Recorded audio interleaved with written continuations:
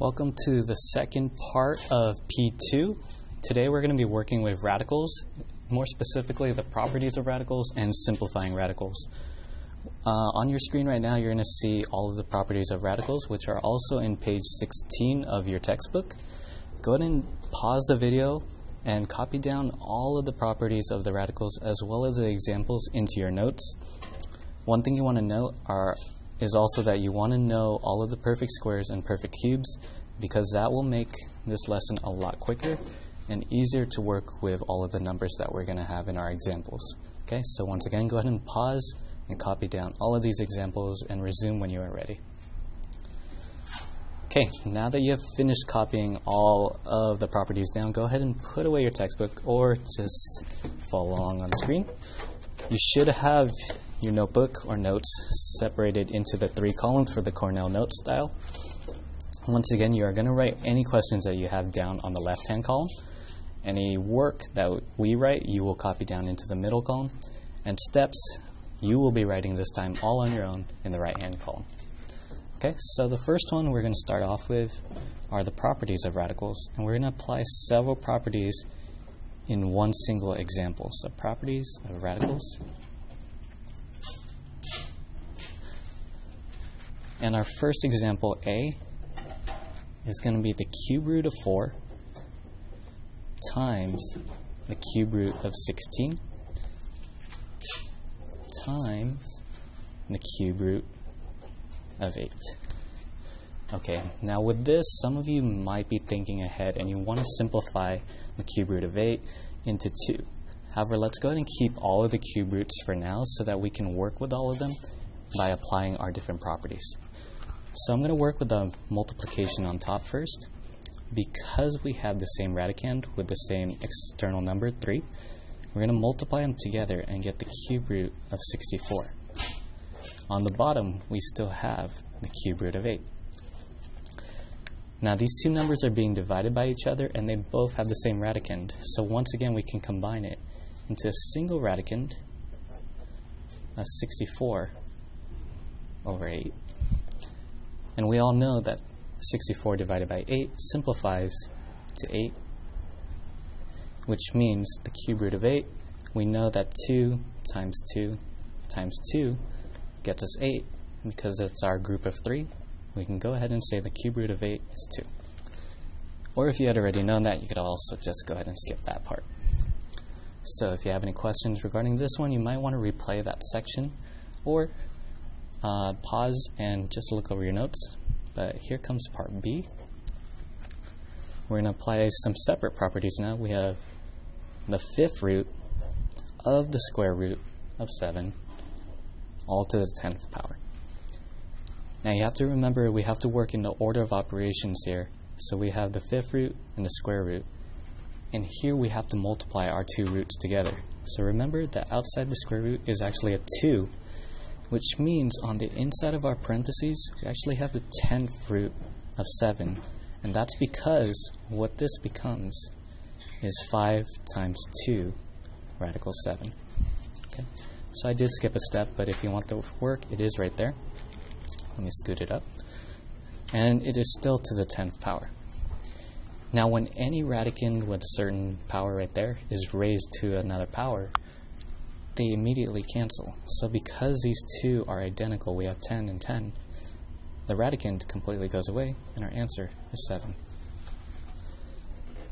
Alright, so once again, that it did apply 2 different properties. Pause your video if you need to review it.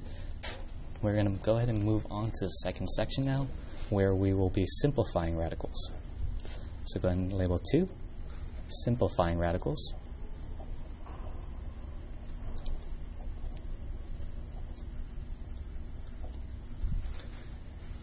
In the first example, we're going to be working with an even root. An even root is when we have a number on the outside that's even. So kind of self-explanatory. Here we're going to get the square root of 24a cubed. Alright, with this one we are looking for square roots, so I need to find some perfect squares. Now this is just one way to solve these type of problems. You don't have to solve it this way. If you have a way that you prefer, feel free to use it. for me, I'm going to break it apart into perfect squares. I know that 24 has 4 as a perfect square, leaving the remaining factor as 6. A cubed has a squared as a perfect square, with the leftover a. These two are my perfect squares, which means I can take them out, and I get 2a on the outside, with my leftovers 6a on the inside. Alright, so if this method works for you, feel free to use it. If you prefer to use a factor tree, you may use that as well. I'm not going to show the factor tree in this demonstration, but if you have questions, you might want to ask it in class. Now we're going to go ahead to example D, so once again, if you need to pause, feel free to do so. I'm going to turn the page now, and I'll separate into my columns. I'm not going to label it at the moment, but please do label just so you know what you're doing. Example D, we're going to be working with an odd root, and we're actually going to work with basically the same problem, except this time we have a cube root. So now we have the cube root of 24a cubed. And let me bring that down for you to actually see that. Okay, so the cube root of 24a cubed, once again, we want some perfect cubes.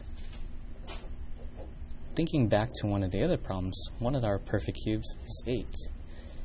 And 8 out of 24 will leave us with a factor of 3.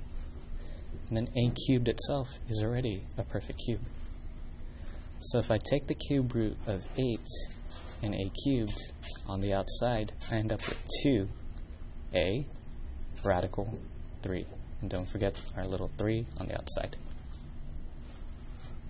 So here is our answer. And just like the square root, it simplified as best as it could. Now, we're going to go ahead and move into our final example, example E, where we're going to be combining radicals.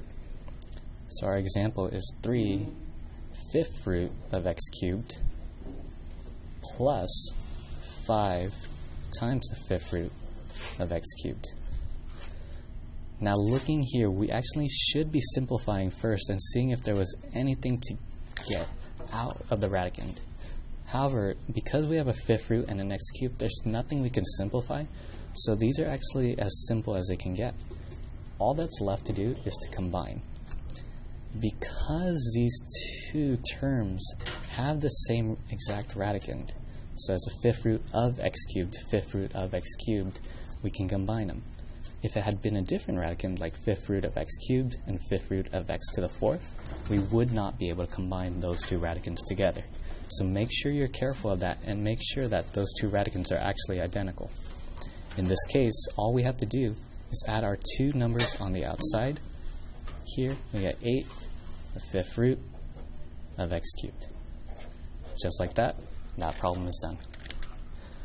Okay, so your task now is to go ahead and go through all of these problems and list out the steps in English terms and kind of make sure that you understand everything. Write down any questions that you might have, but other than that, these are all 5 examples for our section on P2 radicals.